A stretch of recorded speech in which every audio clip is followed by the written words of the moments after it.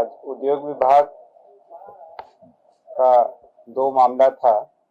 एक messrs Patel warehousing private limited अरावन बेन नालंदा को निवेश प्रोत्साहन के लिए वित्तीय प्रोत्साहन की क्लियरेंस की स्वीकृति दी गई, और इसी प्रकार दूसरा एजेंडा था messrs EAC energy limited private limited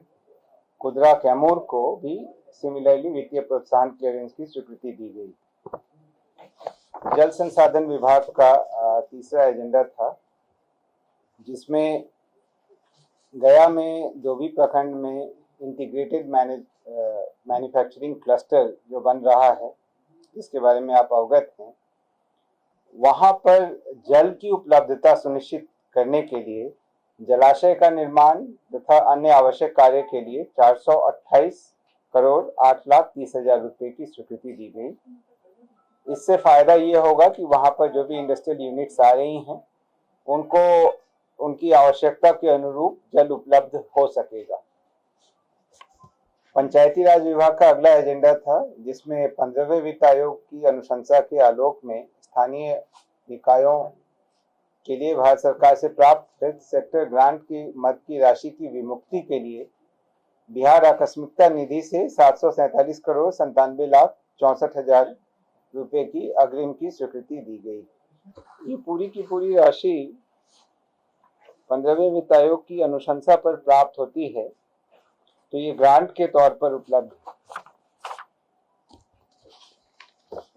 वित्त विभाग का अगला एजेंडा था, जिसमें षष्ठम राज्य वित्त आयोग की अनुशंसा अवधि को वित्तीय वर्ष 26-27 के लिए विस्तारित किया गया। विज्ञान प्रौद्योगिकी एवं तकनीकी शिक्षा विभाग का अगला एजेंडा था, जिसमें Bihar council on science and technology Patna तथा इसके अधीनस्थ कार्यालयों के लिए पूर्व से स्वीकृत 94 पदों में से 87 पदों को प्रत्यर्पित किया गया और नए 53 पद सृजित किए गए। इस प्रकार से कुल अब 60 पद वहां हो गए और इसकी आज स्वीकृति दी गई।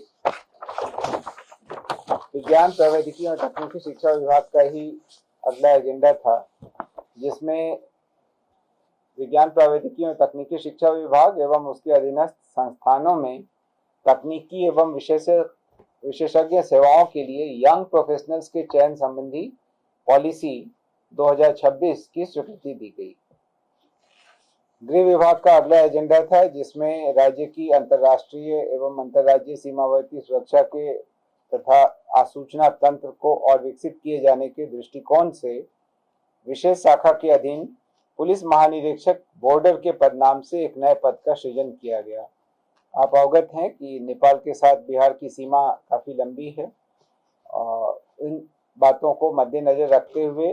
संस्थागत व्यवस्था के लिए इस पद का सृजन किया गया है। अगले 3 एजेंडा राजस्व एवं भूमि सुधार विभाग के थे, जिसमें अरवल, औरंगाबाद एवं सहरसा जिले में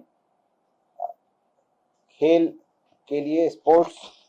कॉम्प्लेक्स निर्माण तथा आउटडोर स्टेडियम के निर्माण के लिए भूमि की हस्तांतरण की स्वीकृति दी गई है। अरवल में 6.81 एकड़ भूमि, औरंगाबाद में 13.09 एकड़ भूमि देव में और सहरसा में